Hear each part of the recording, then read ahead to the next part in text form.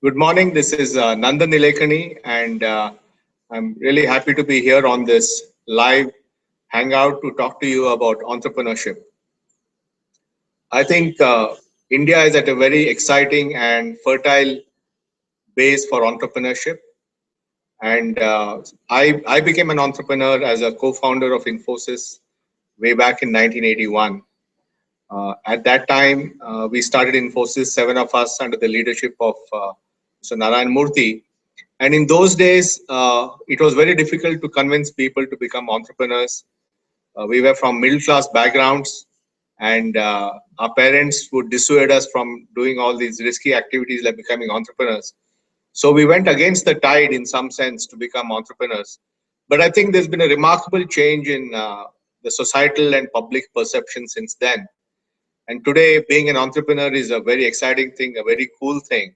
And it really means that we have created the social environment for more and more people, mostly from non-traditional backgrounds, to become entrepreneurs. So I think the big thing is that we were not from business families. Our parents were all professionals.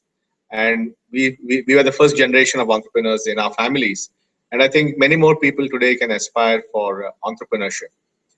Our lessons from Infosys were very important. One was that we must have a clear vision and mission. Our goal was to create a global world-class software company from India.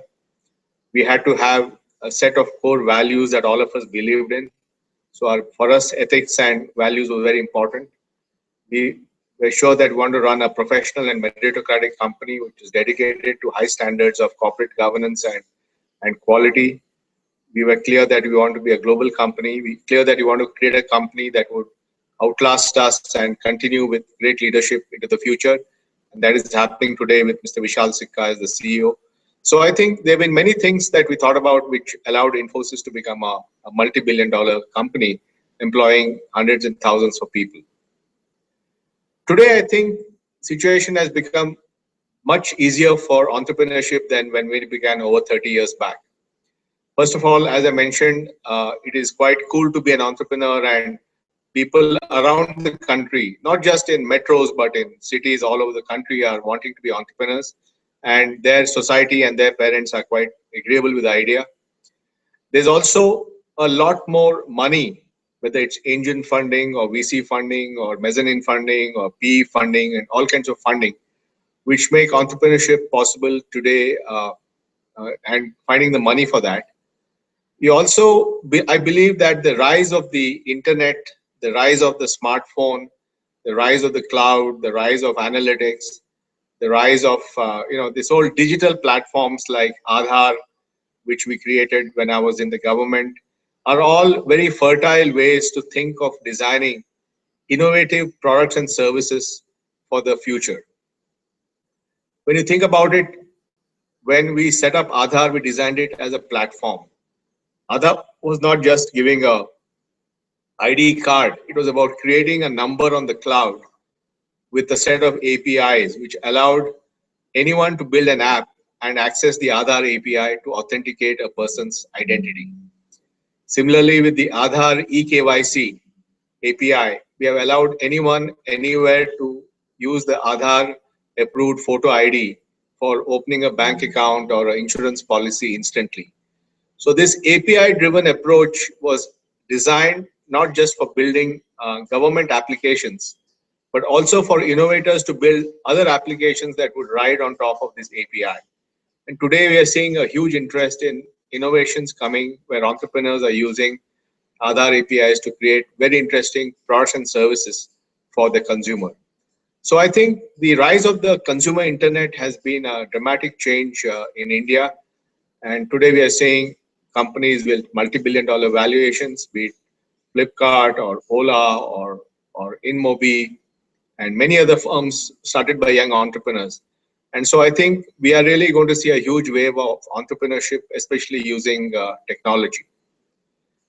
I think the other important thing is to understand that today, with the rise of the on-demand economy and the ability of using technology to aggregate large number of people together, you don't need to have large firms in the old way. If you look at what happened in the Industrial Revolution in the West, you had to build large farms. So people bought up all the small farms and made large farms and invested in huge equipment, or people aggregated small retailers and created large chains like Walmart or Tesco or Sainsbury, and or you build large companies like the automotive companies or GE and so on.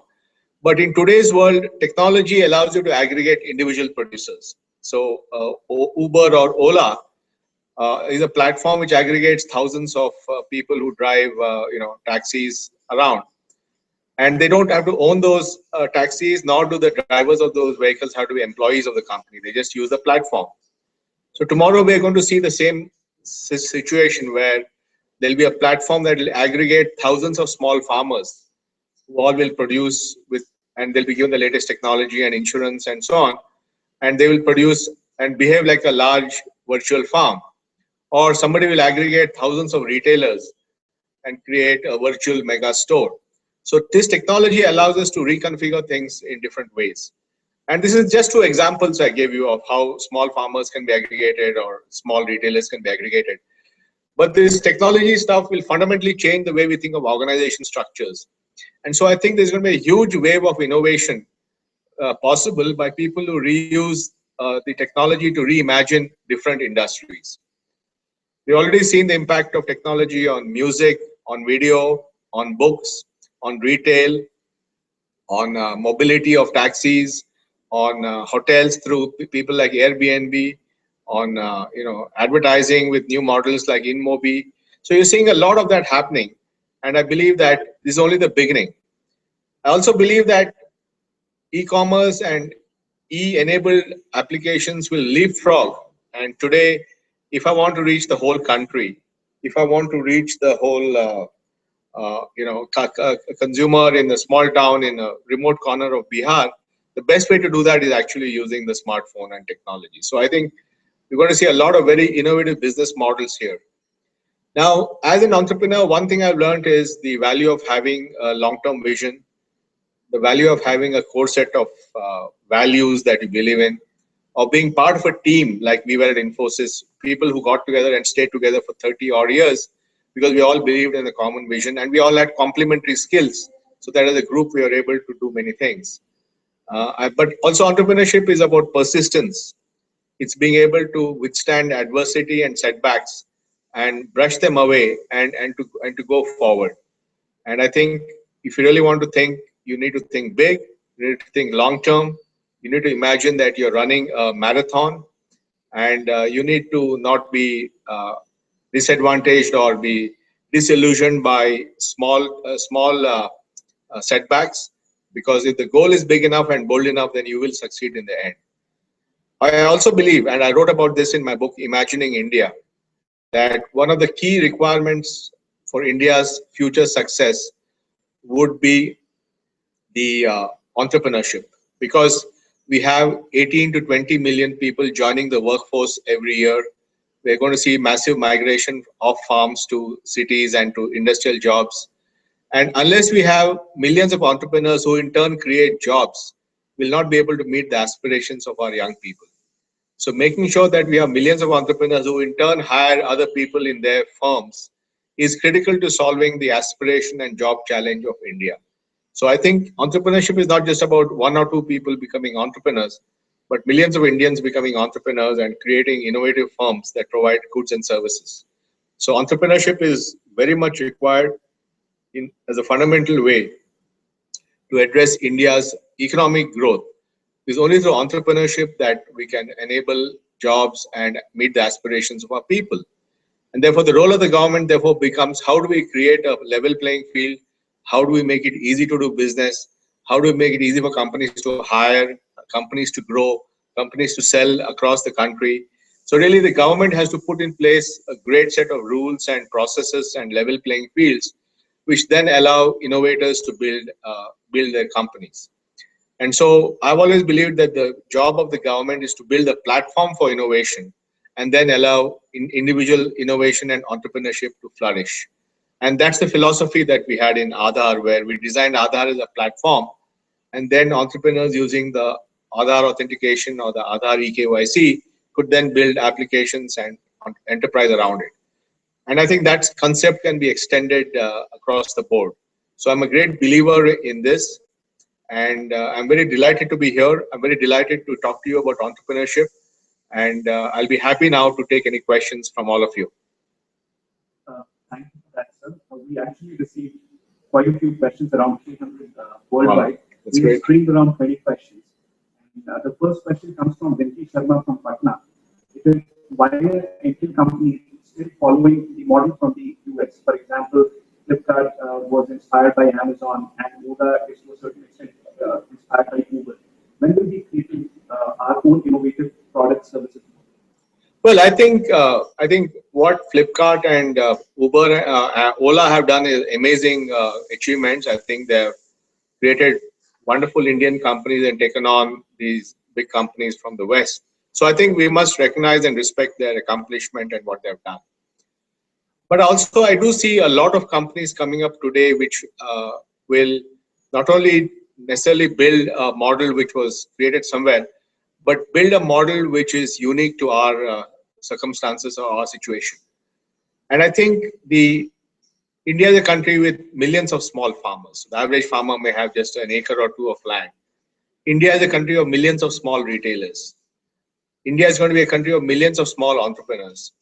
So I think those who are able to organize and aggregate these entities using technology have the chance to build really great companies. So there are many, many things like that that can be done. I think it's a process. I think what has happened is that the growth of these successful companies has shown the power of what can be done. And every day, hundreds of new entrepreneurs are coming in, and I meet many of them. And many of them have very exciting original ideas.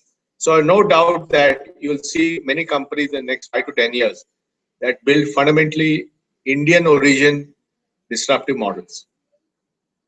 The next question is from Ahmedabad.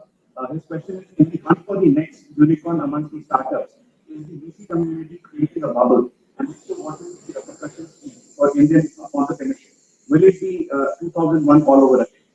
Well, people don't really feel that this time's momentum is what happened in the dot-com bust, boom and bust, because in the dot-com boom and bust was based on, it was a time when there were only 30, 40 million internet users. Today you have 2 billion internet users. That time it was only on landlines. Today you have smartphones.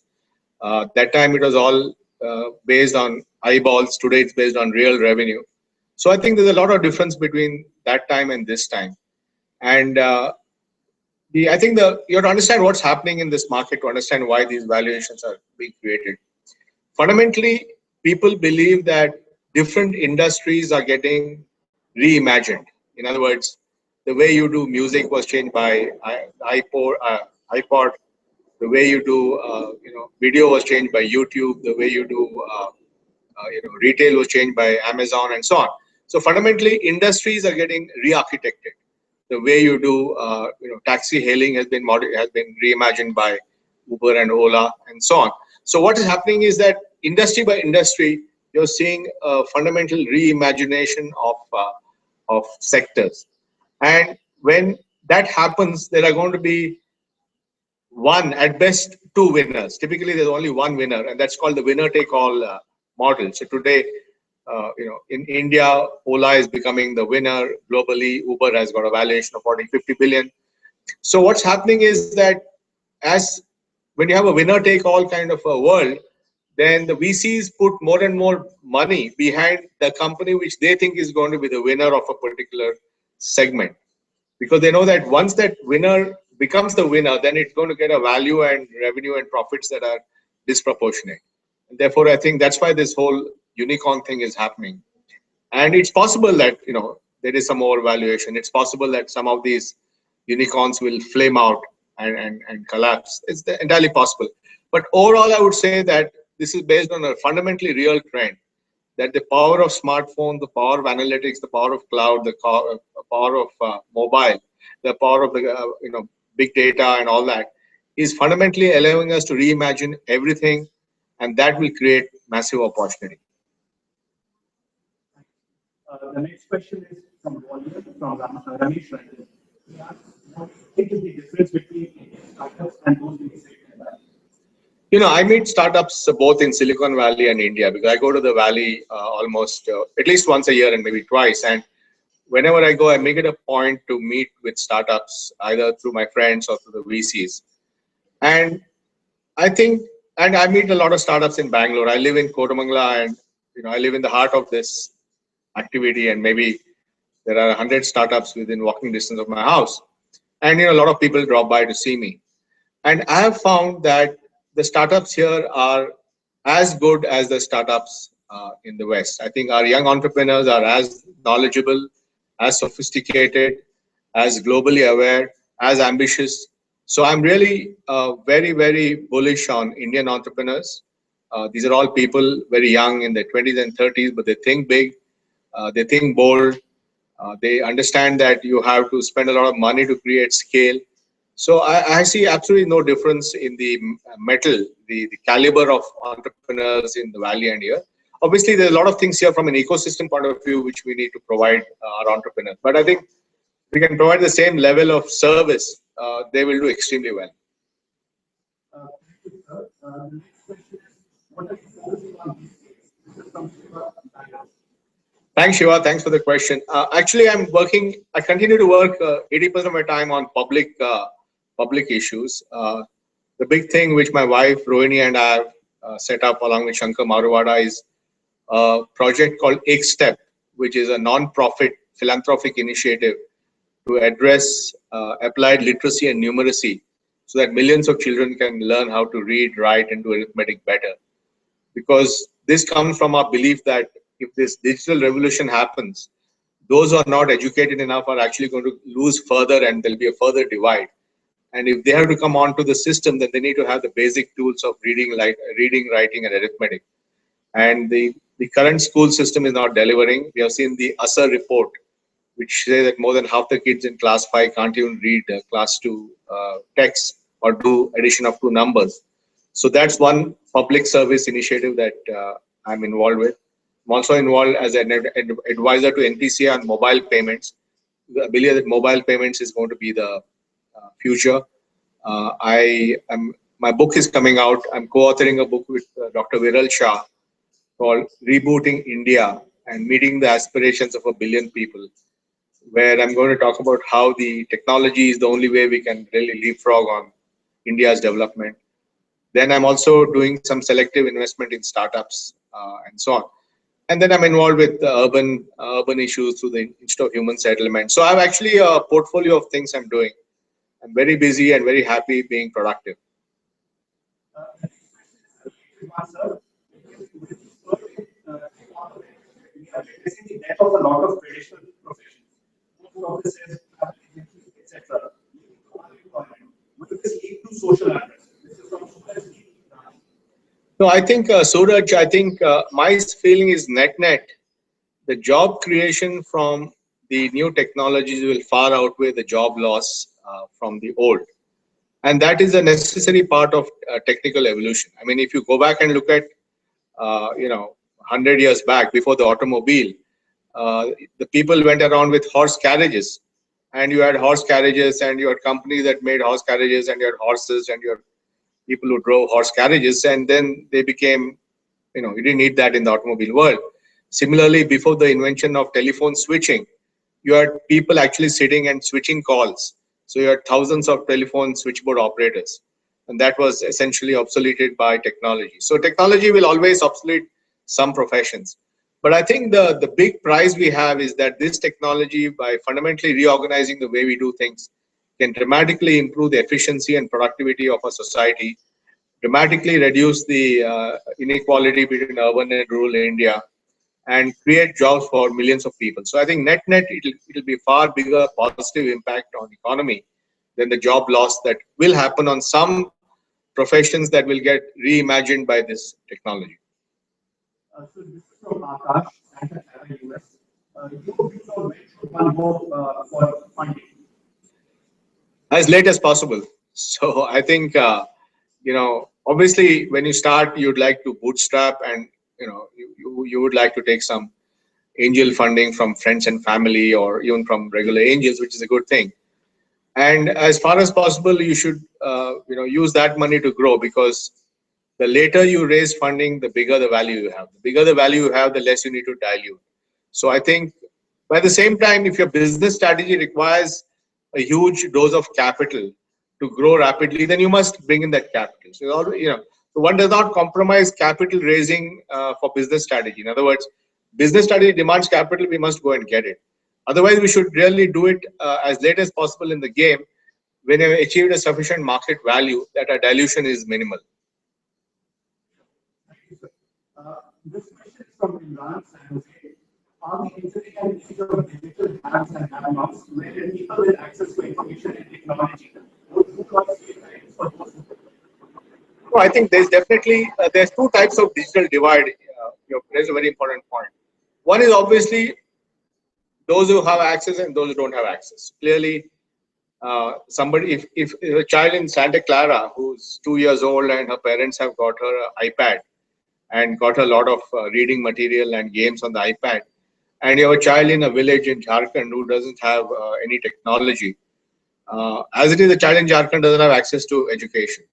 And then, whereas the child in Santa Clara has got access to the latest iPad with games, so then you're already creating an imbalance of access, which leads to inequality. And the other inequality, I think, is being able to use these technologies. Right? So even if you go and give a child a smartphone in a village, the child doesn't know how to read or write or do arithmetic, they can't use these tools, and then that creates a time to divide. So I think you're absolutely right. Unless we intervene strategically, technology has the ability to create further divide, and technology creates disproportionate power among a few players. We talked about this winner-take-all syndrome, where in every sector one company will dominate, and obviously the company that dominates will create people with a lot of money and the ability to influence the discourse. So that's the other risk that you have with all this. The next question is from Shashank Kale from Pune. He asks, India's ease of doing business rank is 142. Is India really a good place to start my startup?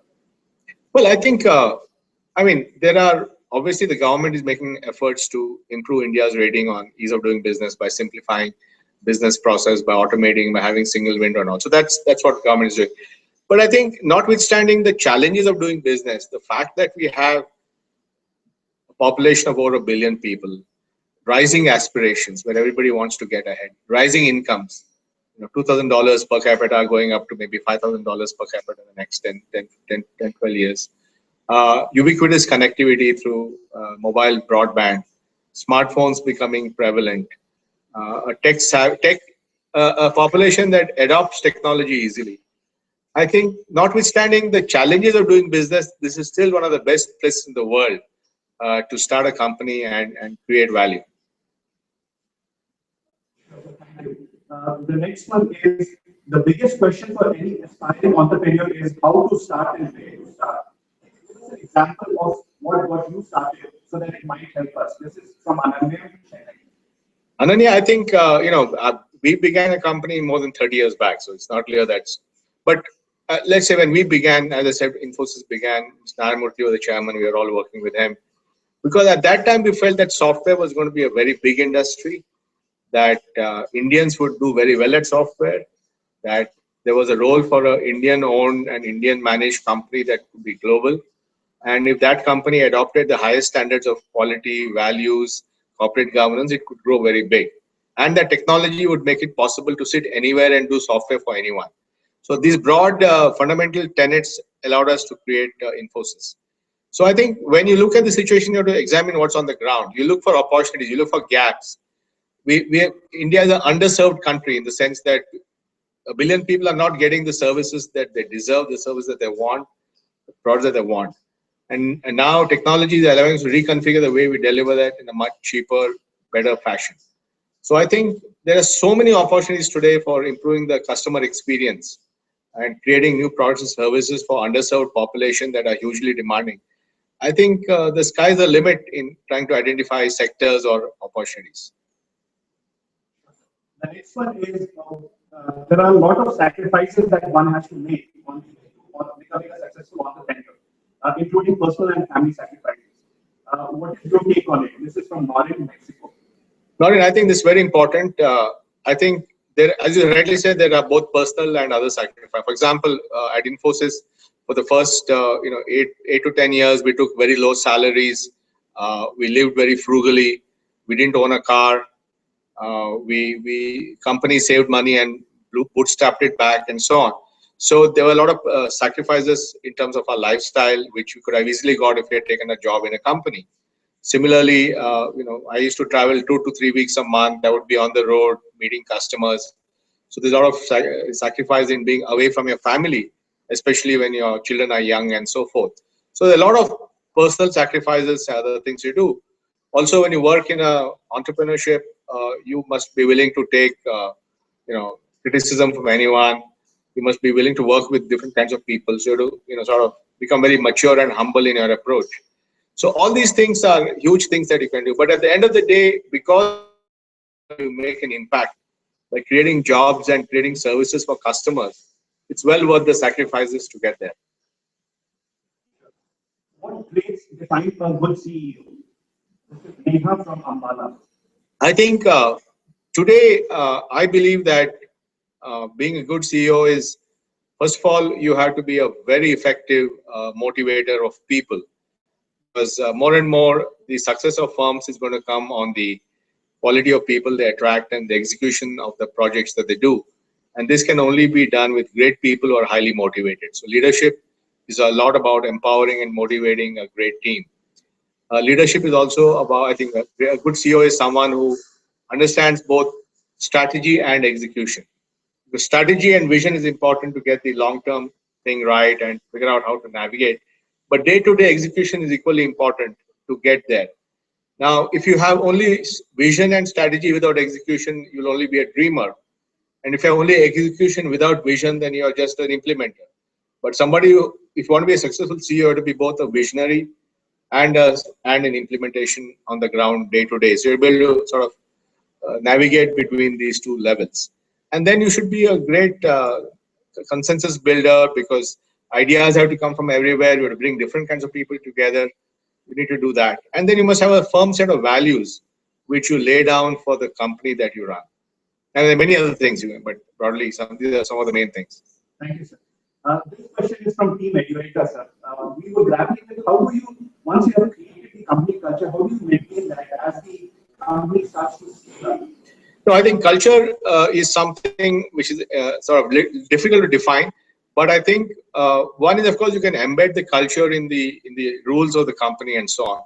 But equally important, it is to be embedded in the behavior of the officers, in the conduct of the business. So if you have set as a particular rule, then that rule should be practiced. And if for any reason the rule is violated, then no matter how high up the person is, the rule has to be enforced. So I think reinforcing culture and rules is very, very important. Thank you, sir. One more question, sir. This is from Manish from Singapore. Why are Indian companies registering themselves in Singapore and other countries? Well, I think generally it's companies find it easier to register abroad because they can raise money easier. The VCs often ask for them to be registered abroad because if there's going to be a liquidity event with that company, the company is going to be sold or merged or taken public, then it's simpler for them to do it in these markets. And so these are some of the reasons it happens.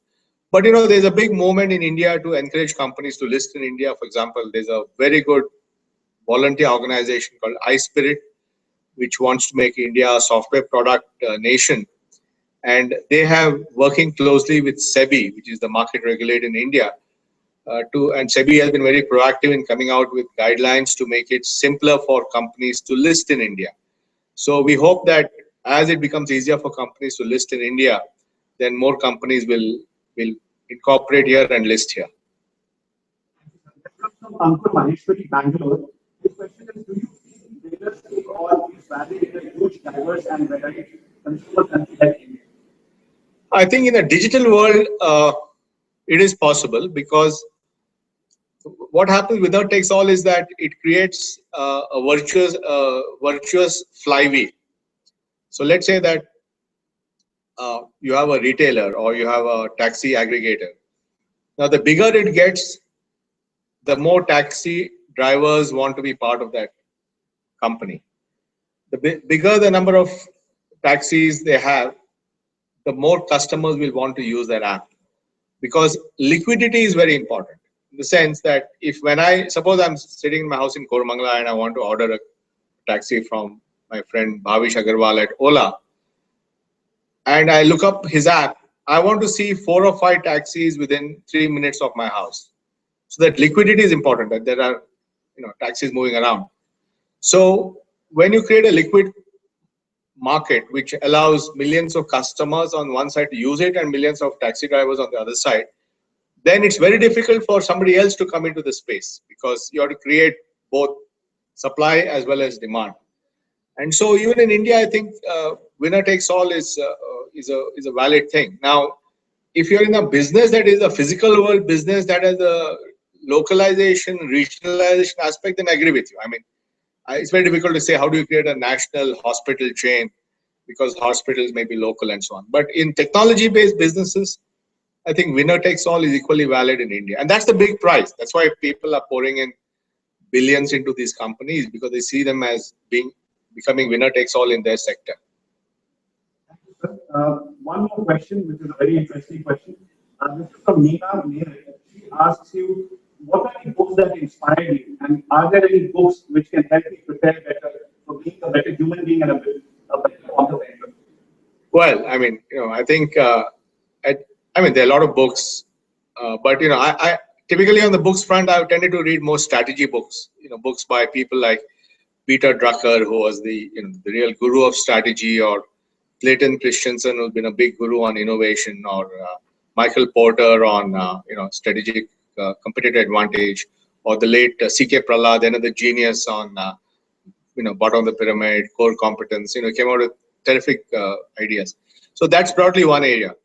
But I don't know whether you can learn entrepreneurship from books. I think finally it's about your commitment, your passion, your desire to change the world, your persistence, your ability to deal with adversity, your ability to stick to your values in the face of challenges, your ability to build a team. I think these are the things, and those are not things you can learn from a book. From an IT background, how difficult is it to get into a B2C or a B2B business? This is from Abbas Mosek. His question is particularly if someone wants to start an idea, how would he get funding? Because the industry doesn't recognize the fact that since he doesn't have experience in the other field, he might not be able to do well. Well, I think the best way to get funding is to prove the model. I mean, I think if you go with an idea which is just a PowerPoint presentation, and you don't have the background, then often people are skeptical about it. But actually, if you launch the application of the product, get a few thousand people to use it, then it's something real. It's something you can demonstrate. You can say that people are using it, and that will inspire confidence in funders to get involved with you. So I think, especially because, as you rightly said, those of us from a technology background, I spend my time running a B2B business. I mean, when I was at Infosys, our customers were other large Fortune 1000 customers. But today, increasingly, the new wave of companies are B2C, whether it's Flipkart, Ola, Housing, InMobi, and all that. And so they have to think differently. So I think in the B2C business, it's better to do it somehow, scrambling, bootstrapping, make it to work, and then go for the big bucks. So the last question is from Roshni. The question is about how does one not go overboard with market research before incorporating a company? Because sometimes we suffer from the classic case of analysis paralysis. Yeah, no, I think market research is very important to understand the broad trends of what's happening, and to understand how to position a product, or how to brand it, or what is the key USP that is going to click, and so on. But finally, your decision to go into something has to be driven by your fundamental belief that there is a huge pain point that needs to be sorted out. I mean, as I explained to you, Rohini and I are co-founded along with Shankar Maruvada, a non-profit project called Startup, which is a Section 8 company to address literacy and numeracy. Now, obviously, we're going to use market research and analytics to figure out how to solve it. But fundamentally, we're doing it because we believe there's a core issue. which is there are millions of children in this country with lack of the right educational skills. And if we don't get it right in the beginning, then they're going to be permanently handicapped in this increasingly online world. And that belief is what is driving us. So that belief is not based on market research. That belief is a deep belief that this is a huge social problem to be solved. So market research is something you apply on top of that belief that you have. Sometimes market research may come back and completely negate your belief, in which case you need to rethink that. But fundamentally, belief is important, and market research to validate it, that is the way I would think about it. Thanks a lot, sir, for this. Thank you for Edureka for having me, and I do hope all the young entrepreneurs on this hangout have gained from this conversation. Thank you all for joining.